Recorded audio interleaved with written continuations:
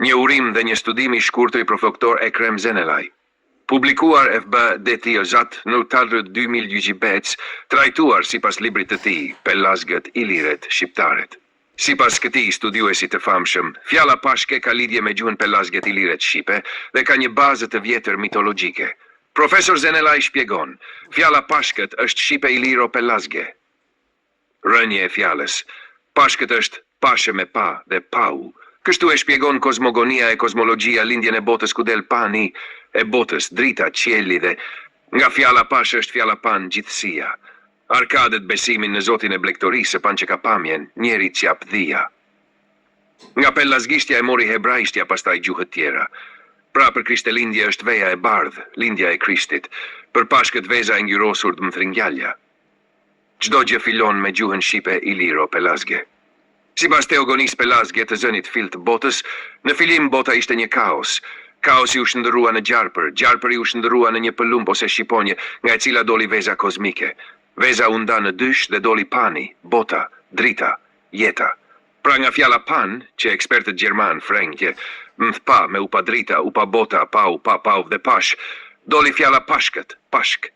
Gjysmë gëzojën e vezës kozmike e simbolizon plisi I bardh shqiptaro-pelazg, të cilin e bartnin të gjithë zotat pelazge, gjysëm zotat apo heronjet pelazge, të cilët në artefakte apo dokumente të vjetra na paraqiten me plis të bardh shqiptar. Plis Pileus. Dhe plisin pelazgo-iliro shqiptar e morën pastaj religionet e ndryshme dhe klerikët e tyre, por jo me material të lesht, por nga pambuku, për shkak të vendeve të nqehta të tyre me temperatura të larta. Pra plisi I bardh shqiptar paraqet dritën, hyjnin dhe gjysmën e gëzojës së vezës kozmike, nga e cila doli upa qielli, doli bota. Emërtimi I vetëm I saktë për pashkët është shqip, dhe ky emërtim përkon me emërtimin pelazg, që bota doli. Bota upa pashk. Pashkët në disa emërtime të huaja, anglisht Easter, gjermanisht Ostern, latinisht Pascha, greqisht e re Pascha, frëngisht pa. Pelazgët e Arkadies kryezot kishin panin Zotin e blegtorisë. Pani konsiderohej principi I parë I krijimit të botës. Nga pan gjithësia. Pra tani kemi të bëjmë me vezën e ngjyrosur, por jo vezën e bardh kozmike, sepse veza e ngjyrosur e pashkëve paraqet ringjalljen dhe duhet daluar nga veza e bardh kozmike. Pashkët paraqesin ringjalljen e Jesu Krishtit. Nga fjala pa, pashk është edhe emërtimi I bjeshkëve të pashtrikut. Sipas hasianëve të moshuar, deri vonë në pashtrik ka ekzistuar kulti I panit. Ati hasianët deri vonë bënin flijime për perëndinë pelazge pan. Pra, sipas kozmogonisë pelazge, mitologjisë e traditës pelazgo-iliro shqiptare, pashkët kanë emërtim dhe domethënie të vjetër nga pelazgjia, iliret e derit e shqiptarët e sotëm. Pashkut dhe kozmogonia pelazge, analize mitologjike, gjuhësore dhe identitare sipas Ekrem Zenelaj, analizuar dhe përgatitur nga Kolmarku, bazuar në shkrimin e profesor doktor Ekrem Zenelaj publikuar më shëllrat e prill 2025. Trajtuar mbi librin Pellazgjet Iliret Shqiptaret.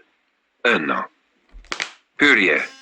Ky material analitik paraqet një interpretim të zgjeruar të tezës së profesor doktor Ekrem Zenelaj mbi origjinën e festës së pashkëve në raport me kozmogoninën pelazge dhe gjuhën iliro-shqipe, si vijimi një trashëgimie të lashtë që paraprin madje edhe burimet biblike hebraike. Në këtë qasje, gjuha pelazge paraqitet si gjuha themelore e njerëzimit, ajo që Bibla e identifikon si gjuha e Pelegut, përpara se të ndodhte ndarja e gjuhëve në kulën e Babelit. Nga pashët e pashkë, rënje dritash dhe kuptimesh. Profesor Zenelaj ndërton një etimologji mitologjike për fjalën pashkë, duke e nxjerrë nga folja shqipe pash me pa, dhe mëtej nga pau si akti I parë I ndriçimit të botës në mitin e krijimit. Ky procesi I vështrimit dhe ndriçimit, pamja e parë e universit, lidhet me emrin e panit, perëndisë arkadike të blegtorisë dhe simbolit të gjithësisë në mitologjinë pelazgje. Në këtë formë, pashkët nuk janë vetëm një feste krishtere, por një feste e lashtë e shenjtë e dritës dhe e jetës, e lindur nga mitet parahistorike të popujve të Ballkanit dhe më gjerë. 3. Vezë kozmike dhe plisi si simboli lindjes hyjnore. Në qendër të këtij vizioni mitologjik qëndron veza kozmike, një simbol universal në mitologjitë e lashta, nga e cila lindi jeta, drita dhe bota. Sipas autorit, kjo vezë u nda dhe nga ajo doli pani, pra pamja e botës dhe e jetës. Pli e si bardhë shqiptar, që e hasim në figura mitologjike, artefakte dhe legjenda, përfaqëson gjysmën e gëzojës së vezës, pjesën që mban dritën dhe energjinë hyjnore. Ai është simbol i dritës kozmike, i njohjes dhe i përkatësisë së heronjve të lashtë pelazge, që më vonë u adoptua në forma të ndryshme edhe nga religionet botërore. Një gjuhë e lashtë e njerëzimit, nga Pelegu te pelazget. Sipas Xanafiles Deçmes, në kohën e Pelegut u ndan kombet, çka sugjeron se para tij flitej një gjuhë e vetme. Zenelaj dhe shumë autor të tjerë identifikojnë këtë gjuhë me gjuhën pelazge, të cilën e mbart sot vetëm shqipja si trashëgimtare autentike. Kjo është një tezë që mbështetet jo vetëm në burime mitologjike e kulturore, por edhe në vëzhgjime të studiuesve si Robert Graves, i cili në veprën e tij The Greek Myths përshkruan kozmogonin që ngjason me versionin e paraqitur nga Zenelaj. Pinc, Pashtriku si vend i shenjtë, toponimi dhe ritet e panit. Zenelaj përmend malin Pashtrik, i cili sipas traditës popullore ka qenë një vend i shenjtë ku adhurohej pani.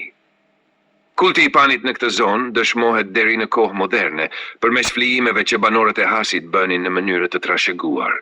Toponimi Pashtrik përmban rënien papashë, që e lidh atë me shikimin, pamjen dhe dritën, po ato elemente që strukturojnë kuptimin e pashkëve si ringjallje dhe përsëritje ciklike e jetës.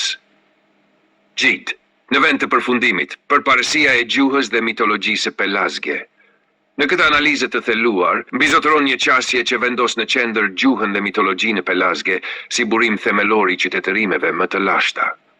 Në vend që të mbështetemi në etimologji të importuara nga semitika, hebraike apo greqishtja e vonshme, këtu ofrohet një narrative brendshme dhe veçëndrueshme shqiptare që i rikthen pashkët në kontekstin e tyre natyror dhe origjinal.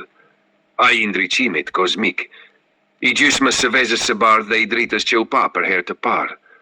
Ky vizion nuk është thjesht mitologjik, por identitar, dhe përbën një ftesë për rishikimin e rënjeve tona gjuhësore dhe kulturore në dritën e trashëgimisë së madhe pelazge ilire shqiptare. Fusnota, Graves Robert, The Greek Myths, Penguin Books, 1965, Volk 2. Krahaso veçanërisht mitet mbi vezën kozmike dhe lindjen e gjithësisë. Kristaj, Feta. Kulti i natyrës në Hasin e Kosovës. Prishtinë 2000D, FEV 45-49. Shënim, të nderuar leksues. Përfundimet besoj janë të qarta për gjithë secilin. Jeni të lutur që kushdo që është i interesuar ta leksoni me vëmendje dhe ta dëgjoni edhe këtë tekst, dhe do të keni mundësi të ndiqni edhe video tekstin të leksuar nga IA. Ju kërkojmë ndjes për disa leksime fjalësh, datash apo vitesh që IA ka vështirësi t'i perceptoj IA, por jeni të lutur të leksoni dhe shkrimin pasi i keni të qarta aty. Ju falenderojmë për vëmendjen dhe kohën e kushtuar. Jeni të lutur të mos harroni t'i bëni pëlqim shkrimit dhe videos nëse e shikoni të arsyeshme, sepse kështu do të rritet mundësia e përhapjes. Ju uroj një ditë të mbar dhe mirupafshim së shpejti në shkrime dhe emisione të tjera në vazhdim.